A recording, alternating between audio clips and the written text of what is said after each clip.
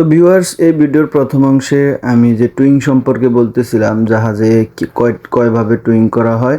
তো আমরা যে এক্সকাভেটরটি নিতেছিলাম, হেড টুইং করে নিতেছিলাম। তো সেক্ষেত্রে আমি জাহাজটা চালাইতেছিলাম, আর আমি আবারও বলি, আমি মূলত ইঞ্জিন সেকশনের, কিন্তু আমি ডেক সাইডে মাঝে মধ্যে কিছু কাজের মধ্যে চেষ্টা করি শিখার জন্য। যে কোনো কাজই শিখে রাখা ভালো। তো এই যে দেখতেছেন, এই সামনে যখন বেঁধে নেওয়া হয়, এটা কি বলা হয়? হেড টুইং। তো আমরা চাইতেছিলাম মূলত দৌলতদিয়া যাওয়ার পথে দেখলাম একটা জাহাজ, বলগেট সম্ভবত, ডুবে গেছে। তো আসলে বর্ষার সময় কখন কোন জায়গায় চড়া থাকে, কোথায় কি থাকে বলা মুশকিল।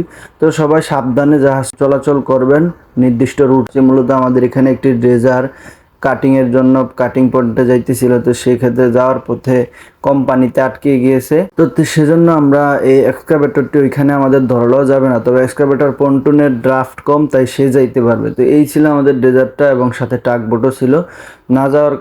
না যাইতে পারার কারণে এই ওনারা টাগবোট অর্ডার করাইছে, এক্সকাভেটর অর্ডার করাইছে। আমরাও দিয়ে আসলাম, কারণ এক্সকাভেটরের তো এই নেই, প্রপেলার নাই। তো ভিডিওটি ভালো লাগলে সবাই লাইক এবং কমেন্ট এবং শেয়ার করে দিবেন। দেখা হবে পরবর্তী ভিডিওতে। সে পর্যন্ত সবাই ভালো থাকবেন, সুস্থ থাকবেন। আসসালামু আলাইকুম।